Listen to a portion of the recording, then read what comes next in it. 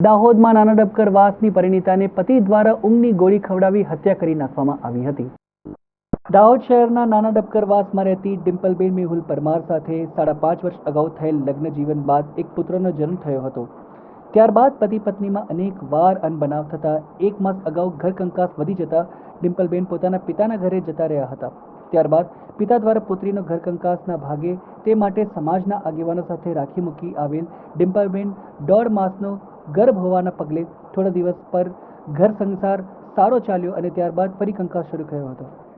હવે ઘર કંકાસના પગલે પતિ મેહુલ દ્વારા પોતાની પત્નીને કેવી રીતે પતાવી દેવી તે માટે યુટ્યુબ વિડીયો જોતો રહેતો હતો। થોડા દિવસ અગાઉ ડિમ્પલબેન ઘરે સાંજના સમય હતા તે સમયે પતિ મેહુલ મેડિકલ સ્ટોર ઉપરથી ઊંઘની ગોળી લઈને 2 પત્તા લઈ આવ્યો હતો અને તેનો ભૂક્કો કરી દૂધમાં ઢોળી દીધી હતી અને આ દૂધ ડિમ્પલબેનને પીવા જણાવ્યું હતું। જે અંગે આનાકાની કરતા મેહુલે જબરજસ્તી મોં પકડી દૂધ પીવડાવી દીધું હતું, જેના પગલે ડિમ્પલબેન મોતને ભેટી ગઈ।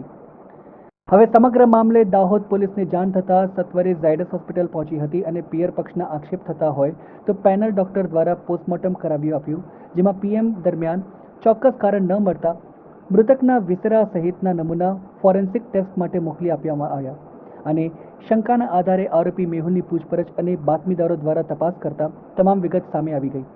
પ્રથમ તો દાહોદ એ ડિવિઝન પોલીસે અકસ્માતનો ગુનો નોંધી હત્યા થઈ હોવાનું સામે આવતા પોલીસે આઈપીસી કલમ 302 મુજબની કલમો ઉમેરી વધુ તપાસ હાથ ધરી છે, પરંતુ પતિ પત્નીના ઘર કંકાસના પગલે હાલનો ગર્ભવતી પત્નીએ જાન ગુમાવી પડી હતી। ઊંઘની દવાના કારણે અવસાન કેમ થાય છે, કેટલી વારમાં અવસાન થાય છે કે આ પ્રકારના વિડીયો જોયા હોય એવું પણ જણાવ્યું હતું। આ સિવાય પીએમ નોટ મળી જતા પીએમ નોટની અંદર જે નાની નાની ઇન્જરીઓ હતી અલગ અલગ પ્રકારની એ ઇન્જરીઓ એન્ટીમોર્ટમ એટલે કે મરણ પહેલાંની હતી એવું પણ પ્રસ્થાપિત થયું હતું।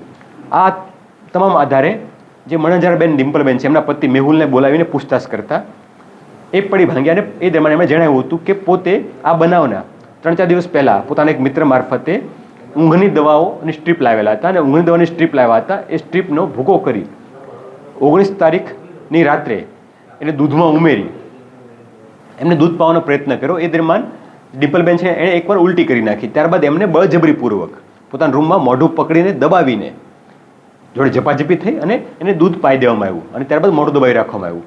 આ કારણે એમનું અવસાન થયું છે। મણજારબેન છે એમને સંતાનમાં એક દીકરો પણ છે નાનો 2.5 વર્ષનો અને બેન પોતે પ્રેગ્નેન્ટ હોવાનું પણ જણાવ્યું છે પ્રથમ દ્રષ્ટિએ। હાલમાં મેહુલની સામે આઈપીસી 302 અને વિવિધ કલમો હેઠળ ગુનો દાખલ કરી એમની અટકાયત કરવામાં આવી છે। આગળની તપાસ હાલમાં ચાલુમાં છે।